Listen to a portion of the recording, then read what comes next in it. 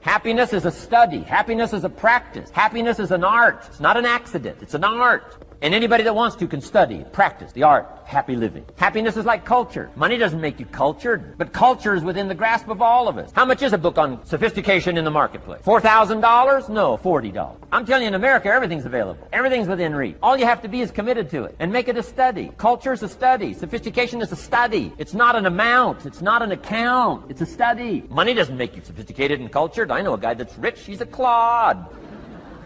The guy's a clod, eats with his elbow in his soup. I mean, he's just a clod. Nothing much more pitiful than a rich clod. I mean, it's a sad thing to see. Money doesn't make you sophisticated. Only study and practice makes you sophisticated. Only study and practice makes you cultured. And only study and practice makes you happy. Study and practice makes you rich. Key phrase, don't be lazy in learning. 1, how to do well. Next, how to live well. Don't be lazy in learning and practicing the art of economics, practicing the art of productivity, and practicing the art of lifestyle. Shove taught me in such simple terms. Shove said, Mr. Rohn, if you're getting your shoes shine. Shoe Shine Boy's done an exceptional job. You look down, you got one of the world's all-time great shine. And you pay him. Now, you got a little change in your hand. Question pops in your mind. Should I give him 1 quarter or 2 quarters as a tip from a neat shine? Here's what Shove said. If 2 amounts pop in your mind, always go for the higher amount and become the higher thinking person. That helped change my life. Here's what he said. Become a 2-quarter person. Now, you can tell that was a long time ago when a quarter was a good tip. Now it takes dollars. But just substitute 1992 dollars for quarters. Shove said, hey, if you are thinking 1 quarter or 2 quarters, and you say, well, no, I'll just give him 1 quarter. He said, that'll affect you the rest of the day. The rest of the day, you'll look down, see this great shine, you'll say, I got to be really cheap. 1 lousy quarter, tip from a shine. But he said, if you'll go for the 2 quarters, Shove said, you can't believe the extra happiness you can buy for just an extra quarter. That's called studying and practicing the art of lifestyle, which means living well. Money doesn't make you happy. Father wads up a $20 bill, throws it at his son, and says, if you need the darn stuff that bad, take it, just get out of my face. How sad, a father with money and no joy. He studied economics, but he never studied joy. I'm asking you to turn that around. Turn that all around. He said there's something in each and every one of them that waits and listens to the voice of the genuine in yourself. It will be perhaps the only guide you will ever have. And if you cannot hear it, all of your life, your days will be spent on the ends of strings that somebody else pulls. And I submit to you, that you invested the time and money, go to the airport, fly across country. I suggest to you, some of you drove here. I suggest to you, you showed up because you said, I'm going to pull my own strings. I'm going to control my own life. Nobody will ever pull my strings again. Give yourselves a round of applause. I want you to write this down, Choosing Your Future. It's a program that we've created that's designed to put in place for you to work on yourself. A systematic process that changes your mindset. It's possible, it's necessary, it's you, it's hard, it's worth it, it's done. It's 6 CDs. Repeat after me, please. It's possible. Yeah, see, the easiest thing that I do now is come up on stage and speak. That's easy. But the most difficult thing that I've ever done, and it took me years to do, was to believe that I can do it. To believe that I could stand up and not be afraid and speak from my heart and think and be able to present, to believe that that was possible for me. For 14 years, I didn't do it. Mike Williams said, Les, you can do more than what you're now doing. But I didn't believe it. I just couldn't see myself doing it. I'm saying to you, there's some things that you can accomplish that you can't see right now. My favorite book says, eye has not seen, ear has not heard, nor has entered the heart of mankind what God has in store for you when you're willing to say yes, when you're willing to move forward, when you're willing to come back again and again and again in pursuit of your dream. Life will respond to you. You'll discover some things about yourself. Mindset transformation is very important. Be ye not conformed to this world. Be transformed by the renewing of your mind. You don't want to think like everybody else. You want uncommon thinking. Here's the other thing. Expand your skill set. This is the age of what the late Peter Drucker calls the era of the 3 C's. Accelerated change, overwhelming complexity, and tremendous competition. So you have to expand your skill set to stay ahead of technology and cheap labor abroad. When I was a kid, you got on an elevator. I was an elevator boy. What floor, please?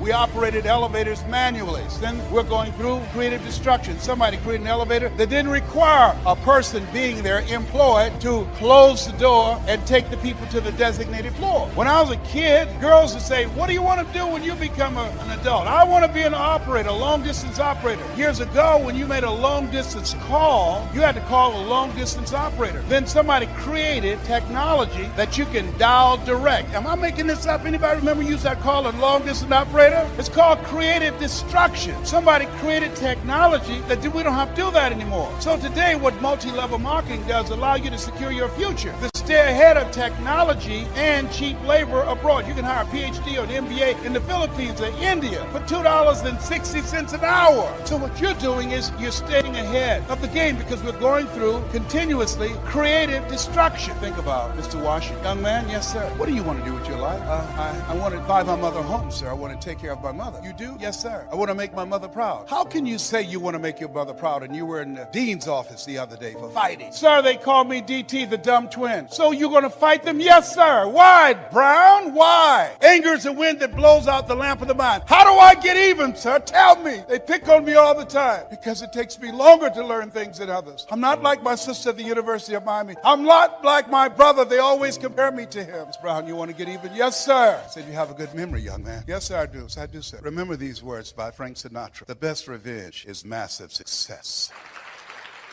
Become massively successful. That's how you become even. Thank you, sir. Mr. Brown? Yes, sir. Why did you say?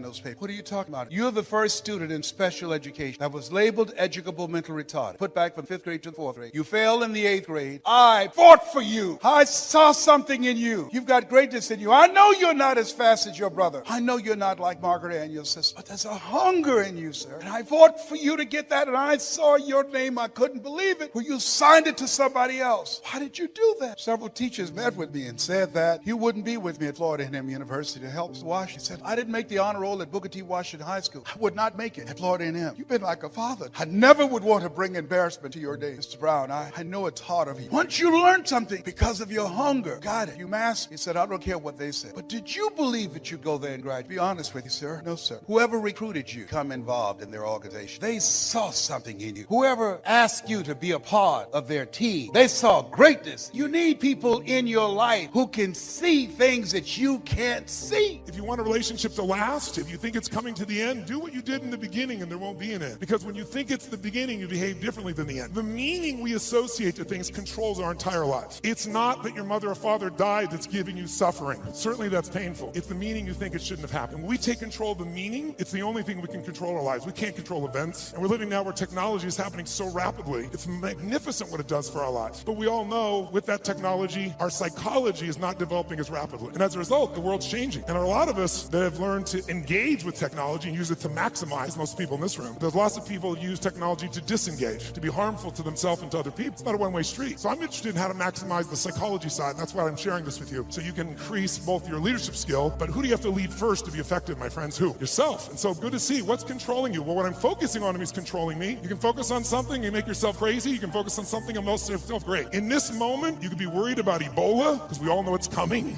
People are freaked out all over the world. 36,000 people die a year of flu, and the whole world is focused on Ebola. Because the news is not designed to inform you, it is designed to...